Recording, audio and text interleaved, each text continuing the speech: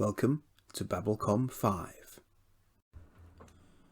This is episode 4 of Crusade by the DVD way of numbering, and this is another episode which really makes me wish that the series had going a lot longer, because we get a lot of really interesting insights here into a few of the main characters' backstories. And we start on an unspecified planet which they've been led to because it's rumoured to have healing properties, but they're immediately faced with an edifice, a monument, a building of some description, which Dorina, for all her thief skills, just can't break into. And Alison has managed to decipher some of the writings on the sort of the front door of the place, and Galen asks him to tell them again what it said in the ones that he's been able to translate, and basically that you've got to follow the path of sorrows to get inside, whatever that means. But Galen has a feeling that he knows what it means, so he taunts Dorina intentionally to sort of upset her, basically, because he's realised that in order to get access, given that there's no other way for them to penetrate it, what he needs is a tear, because in case they're being watched, he needs a genuine tear. And as Dorina cries, because he's just said, has she ever lost anyone that was close to her because she couldn't get in somewhere? And she said yes. And he takes her tear and moves it down the door, and the door glows with green light and gives them access. But the only thing they then find inside is a very strange alien creature that reminds me a little bit of the pilot from Farscape.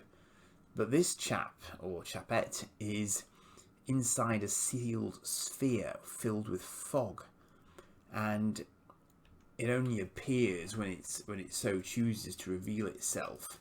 Often when it's communicating, but it doesn't communicate verbally, it communicates, one assumes, telepathically.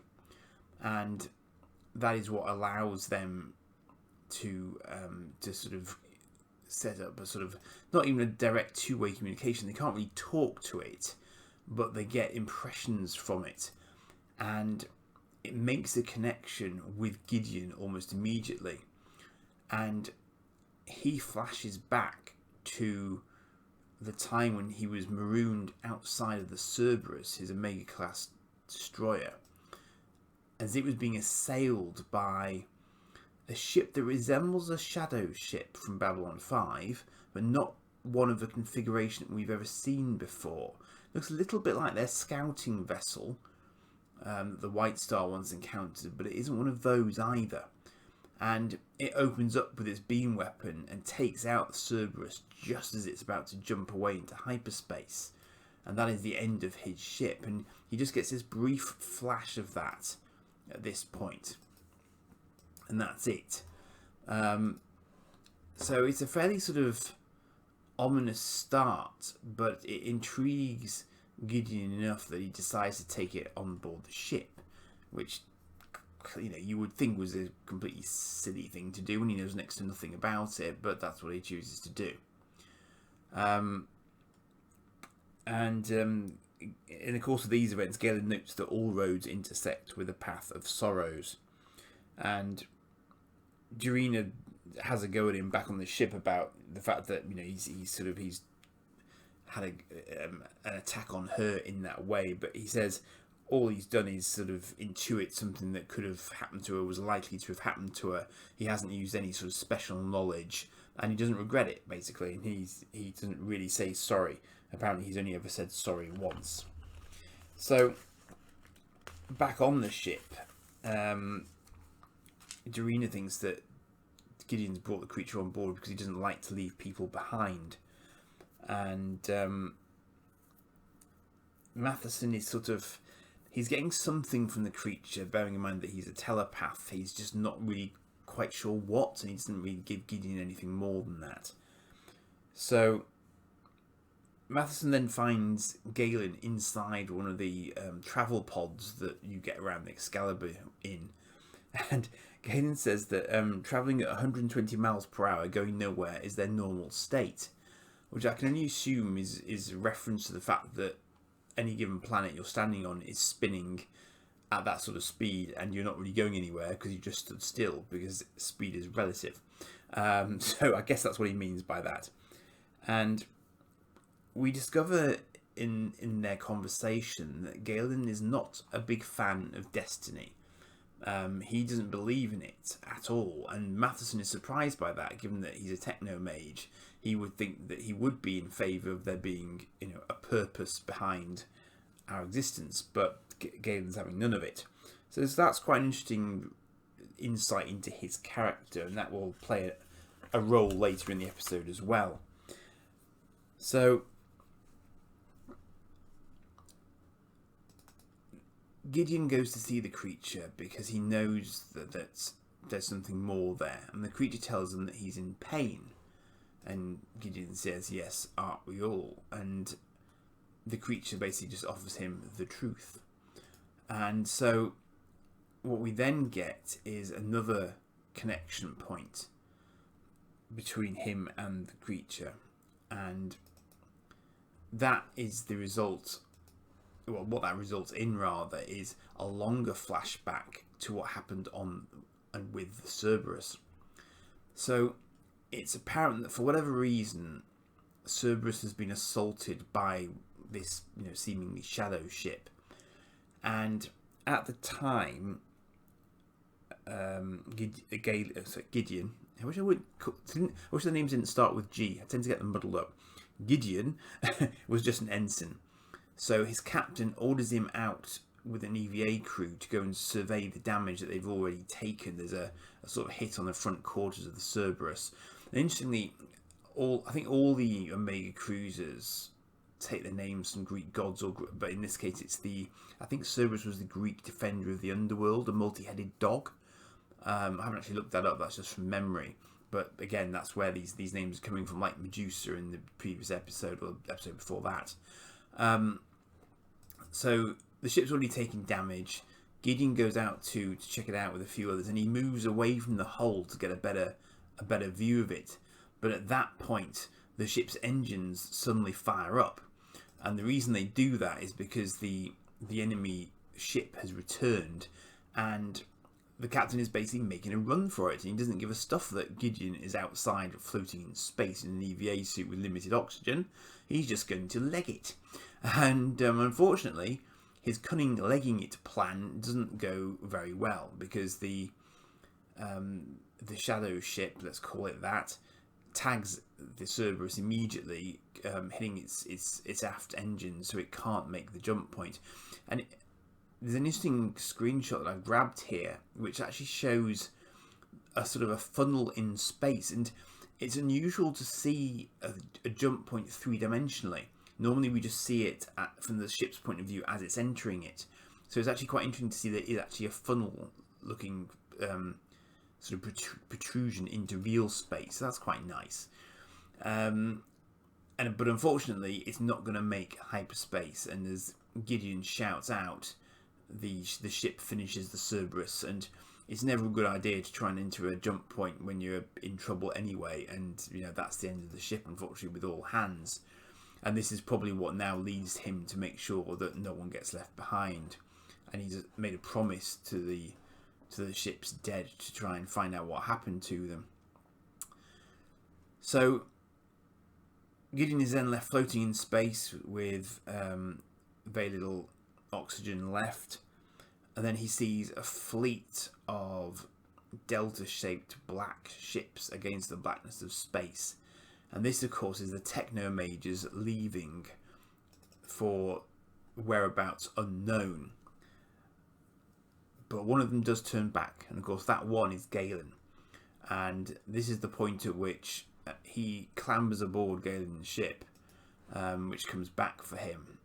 And Galen briefly sort of introduces him, but it seems that almost immediately after that, Galen then dropped him back off with Earth Force, because we then see him getting effectively interrogated by a more senior Earth Force officer who is demanding to know what happened with the Cerberus. And it is an interesting conversation because he's very, very dismissive of Gideon's version of events, which does sound odd, it has to be said. But he's adamant that basically the Cerberus had engine trouble and exploded, and that there was no third party involved.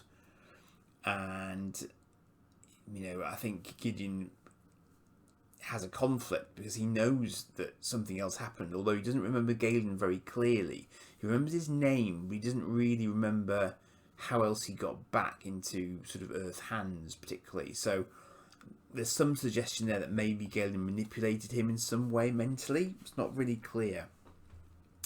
But speaking of mental manipulation, we then move on and we see Gideon as lieutenant. Oh, and incidentally, the other interesting thing about that time when Gideon was an ensign and was being interrogated there was that Clark was mentioned as being the president. So that would put it during the time of Babylon 5. So we know that must have been around sort of maybe season 3, season 4 possibly. Somewhere during that period probably. So that's an interesting little thing to note there in terms of syncing it up with Babylon 5. But Gideon in this next scene is now a lieutenant. And he's playing a card game with a chap who is basically out of funds at this point. And he asks Gideon if he would accept some collateral. Gideon says it depends on what it is. And he shows him a box called an Apocalypse box, which is potentially predates mankind, basically. And he emphasised the word accept. And it's apparent as soon as Gideon accepts that he's happy as can be, basically. And he lays down his hand on the table, and it's apparent that his hand was always going to be much weaker than Gideon's. But what he's done is he's successfully had someone else take on the box. So I think you get the idea there's something fairly sort of Faustian going on, because it was the only way he could be free. And shortly after he's left the bar, the casino, he gets knocked down by a car outside. But even then, he says to Gideon, "Don't try and help me, basically. This is the best thing for me. I'm finally free."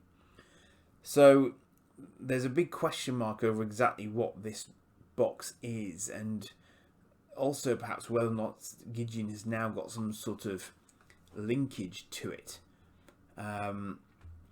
This is something that I suppose we will find out more about in due course.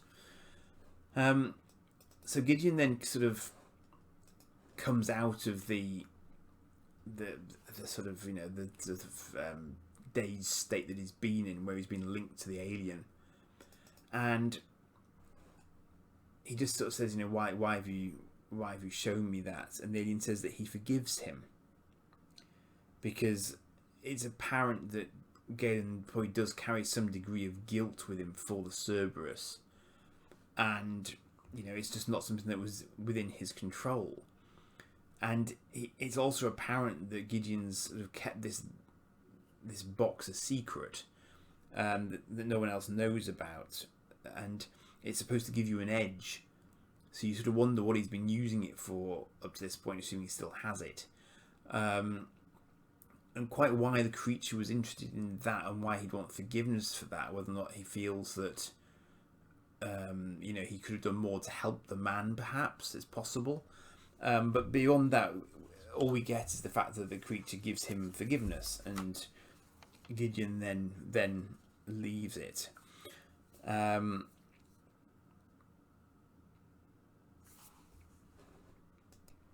So we next get Matheson coming into the room where the alien is being kept, and he asks the alien whether or not it's in pain and can he help it, and the alien says to him, "No, you're in pain." And so we then move into a flashback, and I meant to check here, but the guy we see in flashback with Matheson is another another telepath, but he's the guy from Alien Nation, the series. I'm not sure I remembered that on my first watch through, but he definitely is the Alien Nation chap who is the human detective who partners with an alien from Alien Nation, and they sort of do a sort of detective cop buddy up. And I think that was a series from the 90s as well, so he was obviously sort of current then. But what we discover from this flashback sequence is this was clearly some years back before Matheson had joined Earth Force, and it seems that there is a war on, and the resistance to the Psi Corps, so the blips, the rogue telepaths, are openly at war with the Psi Corps now. And we knew that this was a possibility from various hints during the course of the closing seasons of Babylon 5. And we know that Lita Alexander was having Mr. Garibaldi help her with this as a concept. And what we discover here is that a lot of the Psychops have been reassigned to protect the upper echelons of the Psi Corps who are gathering together to sort of prosecute this war. And they think they're close to winning it. But they've got a resistance leader who's a very powerful P12 in custody at the moment, and they need someone who's got a reasonably good psi rating rather than a medic who's got like a P1 or a P2 to go in and administer sleepers to her to suppress her telepathic talents. Now, interestingly, I don't think to this point we've actually had a statement as to how strong Matheson is in terms of P terms. I'm guessing he's a sort of P5, P6. I could be wrong. But if he's not a Psychop, that would suggest that I think you have to be at least a P10 or so to be a Psychop. So this woman is a P12, is a seriously high-powered telepath. And she talks to Matheson and says, are you absolutely sure that, there isn't another way to live your life? Don't you want to be free from the core, basically? And she says to him, have they told you that the other leaders are just being held at Syria Planum or another site? Because actually she's telling him that they're dead. That they won't have taken them prisoner, contrary to what he's been told. And whether some element of her talent was working or she just took a chance on him because he was the only one she was in contact with, he does then go and check the records, which he probably obviously he shouldn't do, but he does find out that she is right and that in fact all the other leaders that they've captured have been terminated. They are no longer living, they have ceased to be. So he now knows that Psi Corps have lied about that, and he also intimates that he's looked at other files which, technically speaking, he shouldn't have looked at, and found out other things that he finds disturbing.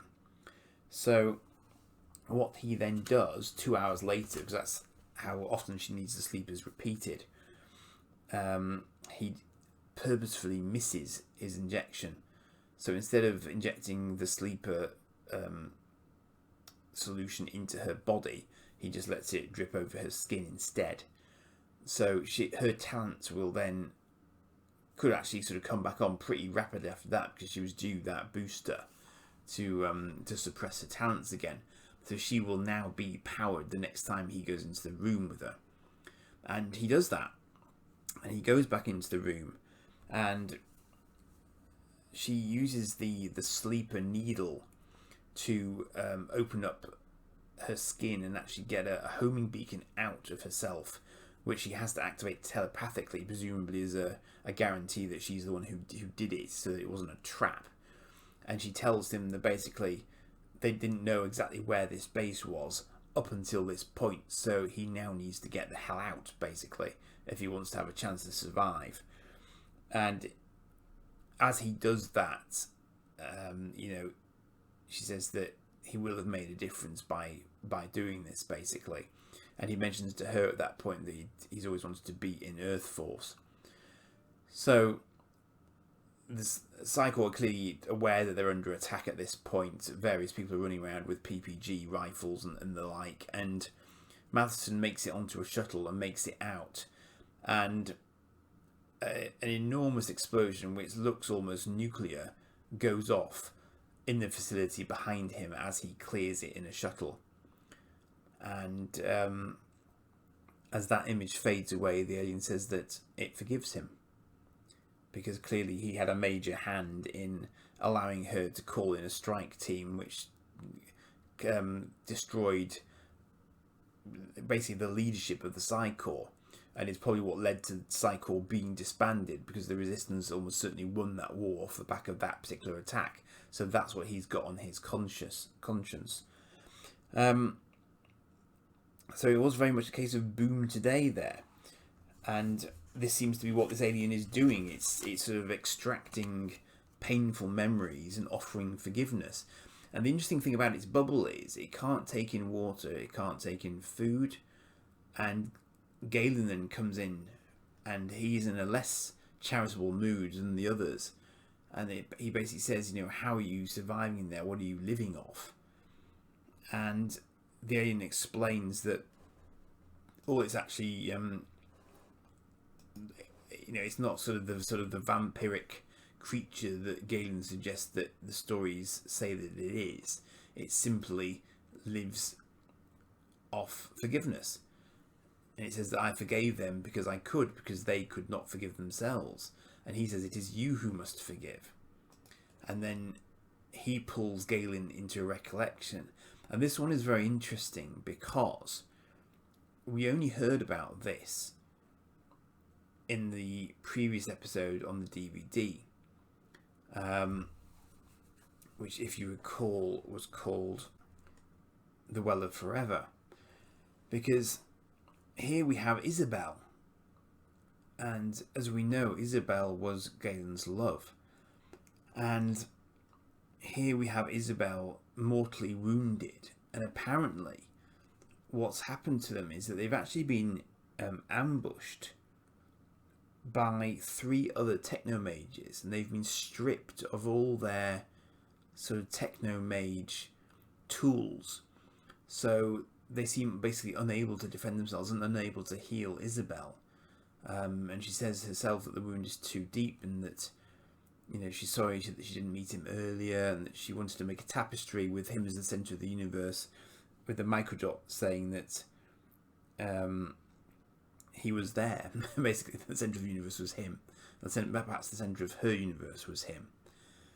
But she encourages him to forgive those who have done this. And interestingly, Isabel says that she does believe in destiny, which is a marked contrast to what Galen was saying to Matheson earlier in the episode. And she says that if there is a construction, a purpose for everything, then she will find a way to reach out to him after she is gone. But that he needs to let her go, basically. But she wants him to stay with her rather than leave her and go and find the people who did this to them, which he completely agrees to do, because he's if that's what she wants, that's what he's going to do. And we see her pass.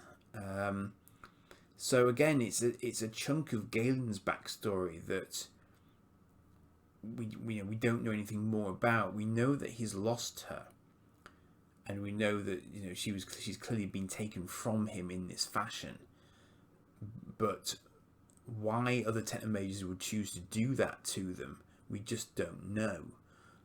So there's definitely an open-endedness to that particular episode, and in what follows next is really, really fascinating, because Galen is furious that the alien has shown him this, basically, because rather than give him forgiveness, I actually wonder whether or not he was hoping to provoke, or it was hoping to provoke, Galen into destroying it, because it's not really clear whether or not the alien's been entrapped in this sphere, or has chosen to be in this sphere, or indeed how long it's been in that sphere.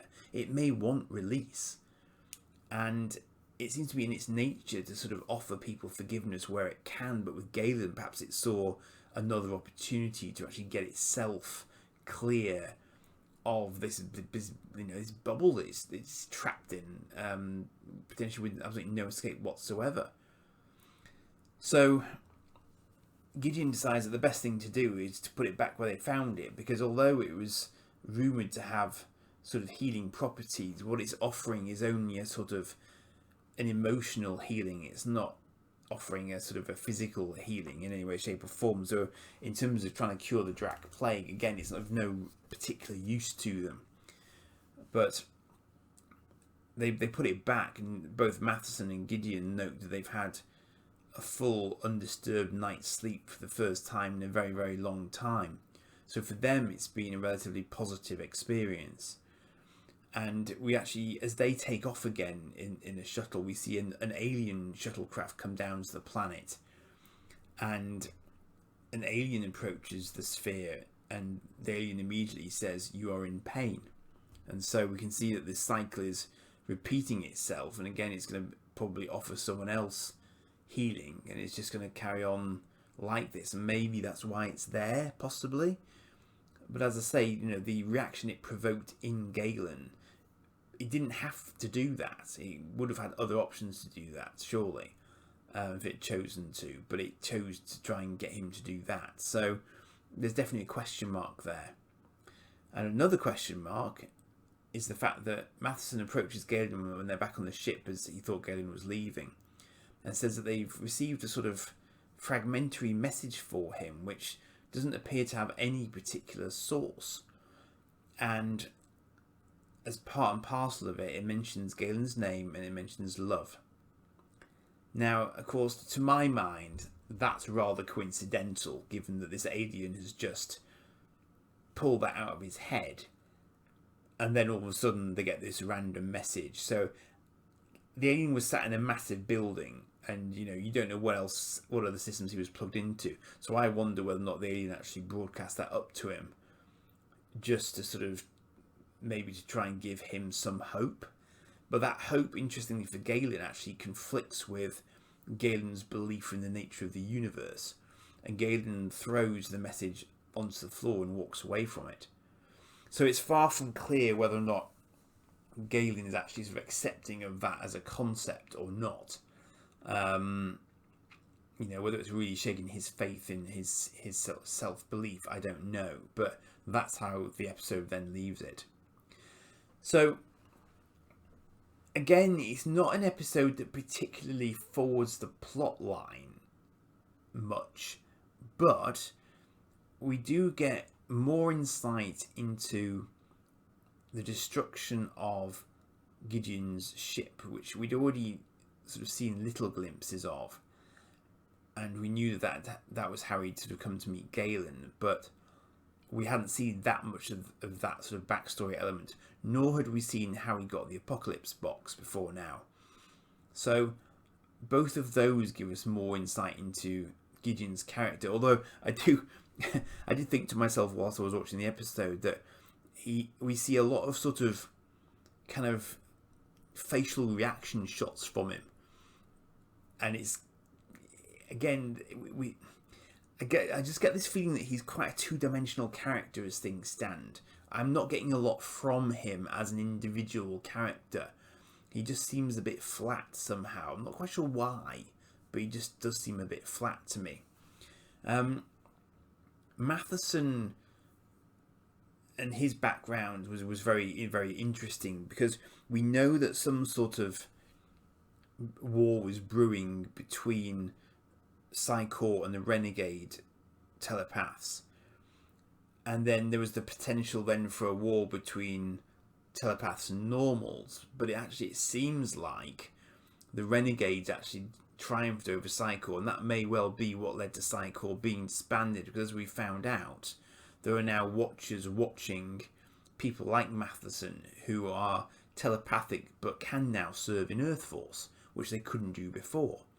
And Matheson was clearly, very human as telepaths go. So although we see lots of the sort of the core imagery about obey and call his mother, call his father, all that sort of good stuff plastered around the Psychor headquarters building, he seems to have resisted that to some degree. He still has some remnant of soul or conscience, and yet he does seem to be treated as if he's a proper Psychor member. He's not, doesn't seem to be an outlier at all. So that's quite interesting. And I thought that the actress who was playing the Psychor resistance leader did a very good job of it as well. You felt that she was making a connection with him, and they sort of played off each other very, very well. So, again, interesting insight into his backstory there. And we didn't see any sort of indication that Lita was involved with any of that. But, I do kind of wonder. But the final piece of that puzzle then, in terms of, what the alien was doing to them, obviously was Galen. And Galen being a technomage is inherently suspicious, I think, of anything that he's not confident about. And so the fact that the alien didn't treat him as it treated the others is perhaps indicative of Galen's attitude towards it. And the vision that he relived is obviously immensely personal and immensely painful for him. So for the alien to pull that out for him to relive, the alien had to know that there could be consequences off the back of that. But it does mean that we see and hear a degree about how Isabel passed, and that there was something quite dark going on with other technomages, which suggests that either they felt that Galen and Isabel had done something untoward, in terms of the order perhaps itself, or they were rogue technomages, and a rogue technomage sounds like something you would wish to avoid at all costs, because they do have quite high levels of personal power and capability, it would seem. So if they went off piste, you'd probably have good reason to be concerned about it. So again, we don't get any more of that, but you can see that this episode was kind of laying a trail of breadcrumbs that could be followed in later episodes, either in this season or in other seasons. But of course we don't know, because we never got them, which is a shame. I don't know if JMS has got some index cards out there with the the outlines of future episodes on. I think there were a couple that he had sort of scripted that didn't get made but were scripted. I couldn't tell you any more about those, I'm afraid, but they may be available somewhere. I'm not sure. But that's where we leave it after the end of the 4th episode. And I have to say, having watched these episodes thus far, I think what strikes me about it is how quickly it's got going. It's not like the first season of Babylon 5, where it was kind of sketching everything out and they were kind of getting to grips with how to use the CGI, and they've already done all of that. They know what they're doing at this point, and maybe it's almost too fast, I don't know, because if you weren't familiar with Babylon 5 and you just came straight into Crusade, I don't know if you'd get as much out of it, because I think for someone like myself who's seen all of Babylon 5, I understand the universe and how the universe works and the backstory of the universe. So it's all making perfect sense to me, but I don't know if it would make as much sense if you were completely cold to Babylon 5 as a universe. So, I'd be interested to see hear what others think about that, because I think it is one where you might have different views on it, I'm sure. It'll be quite interesting to see if other podcasts get into Crusade, and because I'm sure they'll have views on this sort of thing and sort of how they view this. Because what is apparent to me is that Crusade is giving them a lot more creative potential than they had when they were on a station, which isn't a criticism of Babylon 5, because Babylon 5 was set on a station. That was just the nature of that particular show. But obviously here, they're not bound by that limitation, so they can do a lot more interesting stuff, potentially, because they can go onto different planets and have different settings. They've got good CGI now, it's solid, so they can create alternate settings probably far more readily than they could for Babylon 5 itself. Not that they didn't do that in Babylon 5, of course, because we had Epsilon 3, it paved the way for them to be able to do a show like this. But unfortunately, with all the network issues, they just couldn't keep Crusade going, unfortunately. So it's definitely one of those sort of lost opportunities where you kind of see that there was a lot of potential for this show. And I'm now about a quarter of the way through it, strangely, or maybe a third of the way through it, actually. Because there are only 13 episodes, so I've got 9 episodes left, which seems bizarre. But yeah, it won't take me quite as long to do this one as it did with Babylon 5. So with that, I shall leave you. Do like and subscribe to the channel as ever, please, and I'll see you for the next one. Cheers for now.